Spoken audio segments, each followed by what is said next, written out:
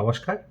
Welcome to awareness with youth with doctor Debayan Sarkar. আজকে আমরা একখানা খুব ইউনিক কনসেপ্ট নিয়ে কথা বলব, যেই জিনিসটাকে নিয়ে হয়তো আজকালকার দিনে অন্য অ্যাঙ্গেল দিয়ে এই প্রবলেমটাকে অ্যাড্রেস করা হয়। কিন্তু আমি এটাকে নিয়ে একটুখানি ডিফারেন্ট পয়েন্ট অফ ভিউ দেওয়ার চেষ্টা করব আপনাদেরকে। আপনার কি মনে হয় যে আপনার আ যদি কোনো একটা ভালো ইউনিভার্সিটিতে বা কোনো একটা ভালো আইআইএম এ অ্যাডমিশন হয়ে যেত, তাহলে পরেই আপনার জীবনটা চেঞ্জ হয়ে যেত?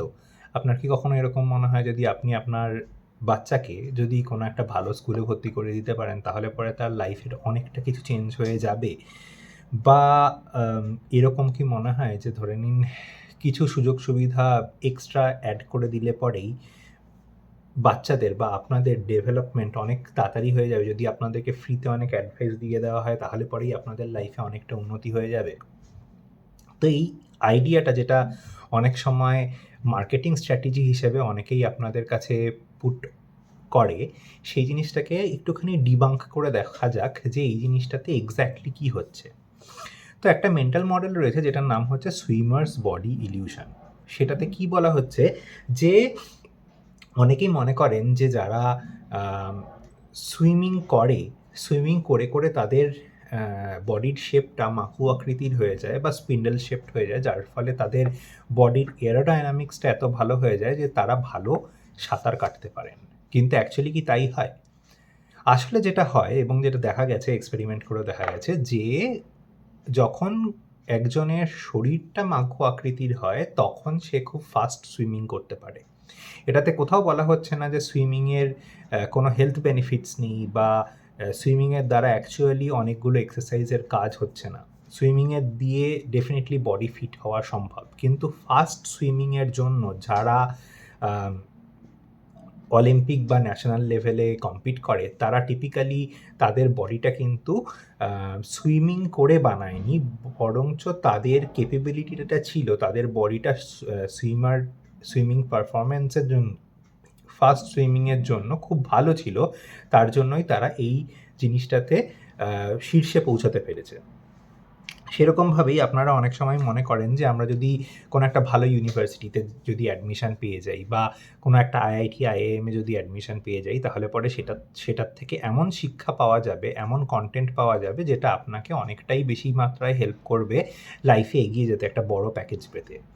কিন্তু রিয়েলিটিতে যেটা হয় সেটা হচ্ছে গিয়ে সকলের প্রথমত সকলেরই যে অত ভালো জব হবে তার কোনো মানে নেই যারা ওখানে রয়েছে। কিন্তু যেই জিনিসটা হয় সেটা হচ্ছে যে ওরা অলরেডি ছেঁটে নেয় পুরো যে অ্যাপ্লিকেশন পুলটা থাকে তার থেকে ওরা ছেঁটে নেয় ঠিক তাদেরকে, যাদেরকে আর একটুখানি জেন্টাল পুশ দিলে পরেই তারা সেই নেক্সট স্টেজে পৌঁছে যাবে।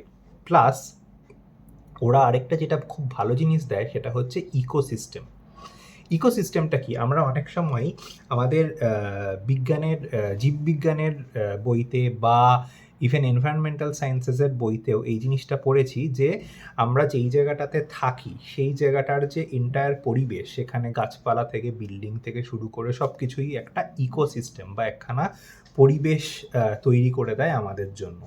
এবার এই পরিবেশটার ব্যাপারটা কি যে যখনই আপনি একখানা জায়গায় ঢুকছেন এবং সেখানে থাকছেন, সেই পরিবেশটা আপনার জন্য অনুকূল না প্রতিকূল, অ্যাডভার্স না ফেভারেবল, সেটার উপরে আপনার লাইফের অনেকগুলো পরিবর্তন আসা শুরু হয় এবং সেটার জন্য অনেক সময় ইকোসিস্টেমটাই আপনাকে পুশ দেয় টুয়ার্ডস প্রগ্রেস বা উন্নতির দিকে।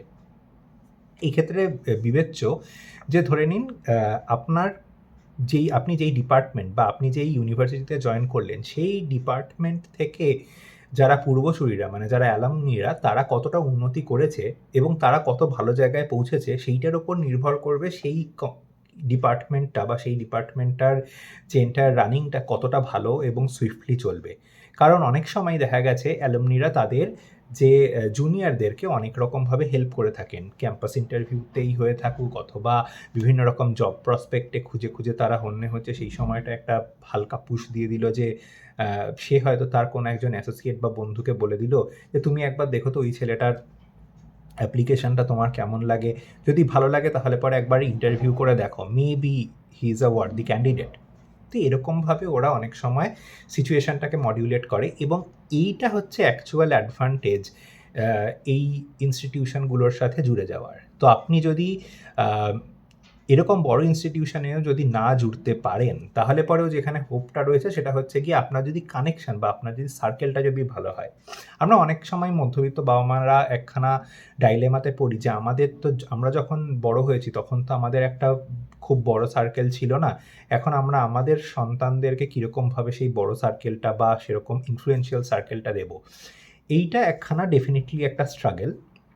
বাট সেটা বাচ্চারা যদি স্কুল থেকেই ভালো স্টুডেন্টদের মধ্যে থাকে বা যারা খুব বুদ্ধিমান তাদের সাথে থাকে, তাহলে পরে দেখা যায় যে over a period of time একটা সময়ের পরে আসে যখন কিনা তারা এমন লোকজনদের সাথেই ইন্টারাকশনটা বেশি মাত্রায় রাখে যেইখানটাতে তাদের উন্নতির দিকে চলে যায়। আপনারা সবসময় মনে রাখবেন যে যেই সার্কেলের মধ্যে আপনি আছেন সেটাই আপনার ভবিষ্যৎটাকে ডিটারমাইন করে। আপনি যদি আপনার থেকে উর্বর সার্কেলে যদি থাকেন তাহলে পরে আপনি তাদের সাথে উন্নতি করার দিকে এগোবেন। আপনি যদি সেই ক্ষেত্রে যদি আপনার থেকে যদি অনুর্বর বন্ধু-বান্ধবদের মধ্যে বা সার্কেলের মধ্যে থেকে যান, তাহলে পরে টিপিক্যালি আপনি অতটা প্রগ্রেস করতে পারবেন না। কারণ আপনি জেনারেলি যেই এনভায়রনমেন্টে থাকেন সেইটার মতন করেই আপনি সিচুয়েশনের সাথে, সাথে রিঅ্যাক্ট করেন।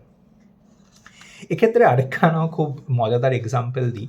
আপনারা হয়তো অনেকেই অনেক বিউটি প্রোডাক্টসের অ্যাড দেখেছেন এবং এই ক্ষেত্রে অ্যাডটার যেই ফিলিংটা আসে সেটা হচ্ছে গিয়ে বিউটি প্রোডাক্টটা অ্যাপ্লাই করে কেউ খুব সুন্দর হয়ে গেছে।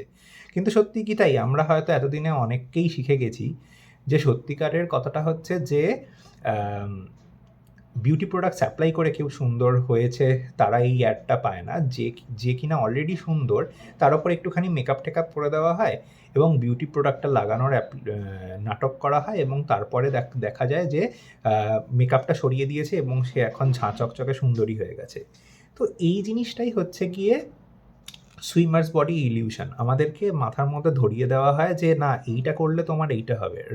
এমন নয় যে তোমার যদি অরিজিনাল ক্যাপাসিটি থাকে তাহলে পরেই তুমি এখানটাতে পৌঁছাতে পারবে। তো অরিজিনাল ক্যাপাসিটি, অরিজিনাল ট্যালেন্টের যে দামটা রয়েছে সেই জিনিসটাকে কোনোরকমভাবেই নেগলেক্ট করা যাবে না। এর জন্য অনেকেই যেই জিনিসটা সাজেস্ট করে সেটার কন্ট্রারিতে আমি বলব যে নিজের উইকনেসের ওপরে কাজ করে খুব যে লাভ হবে তা নয়।